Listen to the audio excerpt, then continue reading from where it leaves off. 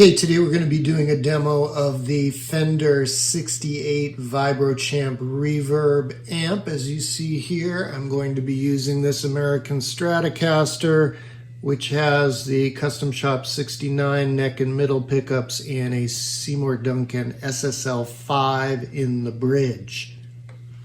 One thing I want to warn people about right here from the start is if you're considering buying one of these amplifiers and you're going to go play one in a store, or if you're buying used, you're going to go to someone's house and check it out.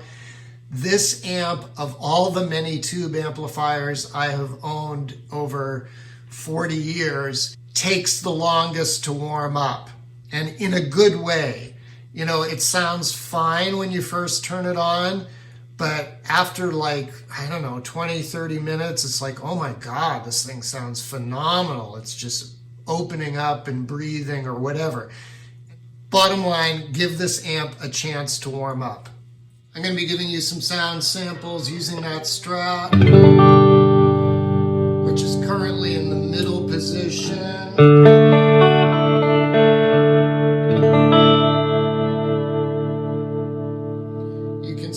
The Reverb, which is a digital hall reverb, but excellent at about 4, which is where I like to run it. I have the speed at 3 and the intensity at 5 on the tube-driven tremolo.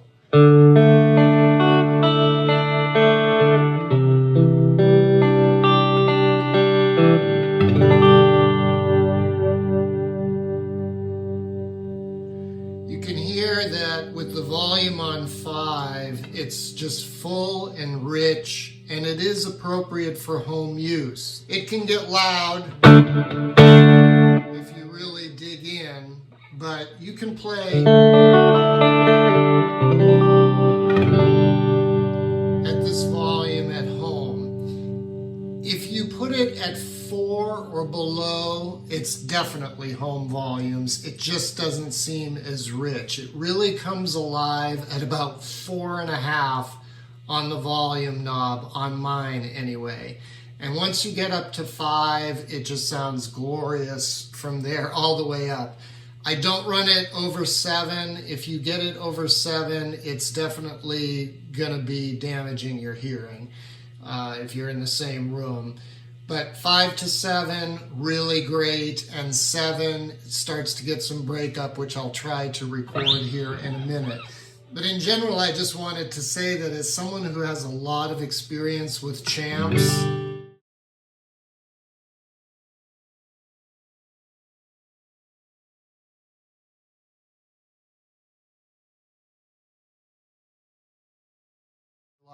I played through basically every champ type amp that Fender has made, and I think this is the best because it's got that beautiful classic blackface clean tone of a Princeton at a lower volume, and the addition of the reverb and the tremolo is just golden.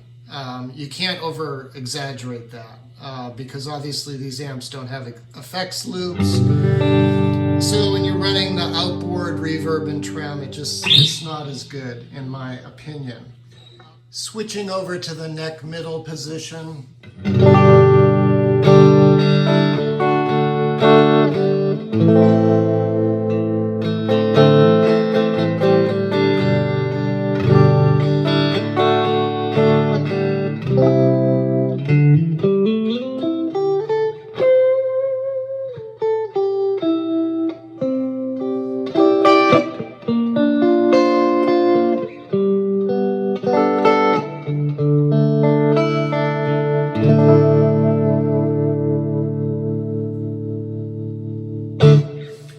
So again, that's with the intensity at 5, so you can actually hear it. If you turn the intensity down to 3, keeping the speed at 3, then the tremolo effect isn't as overt, it just thickens up your sound.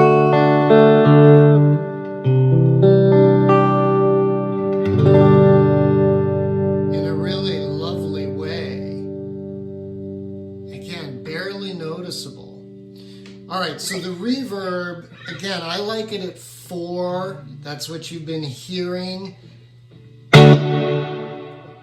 This is an example of the decay. You know, you can crank it, obviously.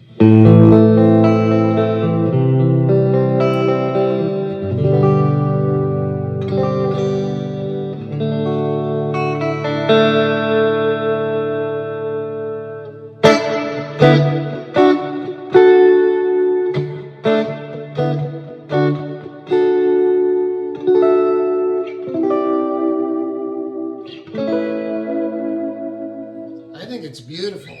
I think Fender did a great job with that. And if you just want it for a little bit of ambiance, you know, 3 is perfect. Really great. All right, now in terms of cranking, I'm going to try putting it at 7.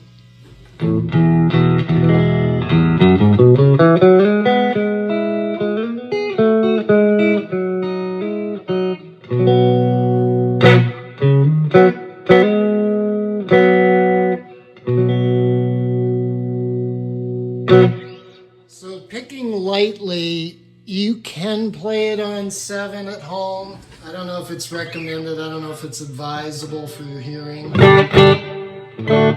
I like to keep it on 5. A couple of other things that I think are useful to know about this amp. The stock speaker gets a lot of attention because it is a cheap speaker. It is a Celestion 1030 and they're not expensive speakers. However, it sounds really good in this amp, and I am a bit of a speaker snob.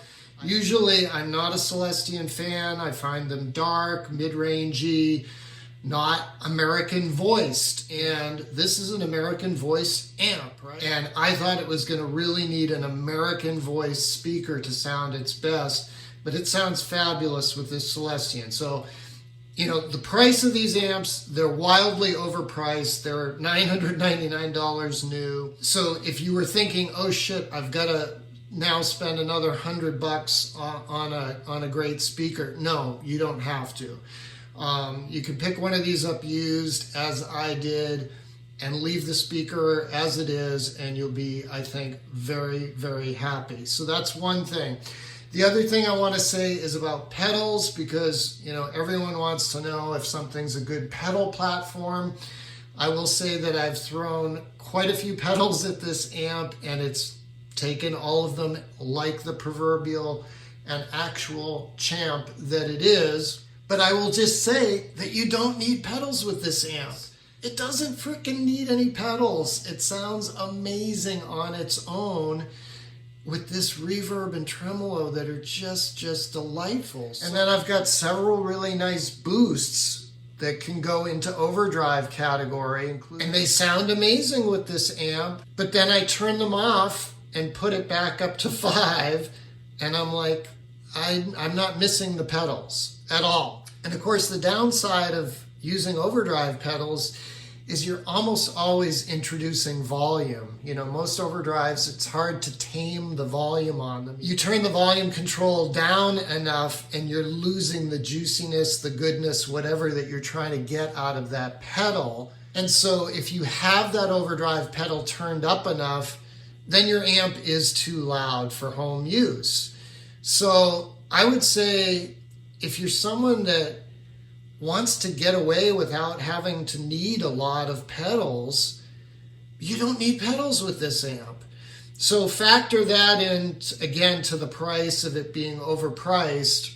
You don't need pedals. So that's saving you some money there. Last thing I'll say here today is, if you're looking for a great stand for it, I just went on Amazon, no affiliation. It's marketed as a step stool, and you can see that it's the perfect size for this amp. I will put the link in the description below. It's called Snughome.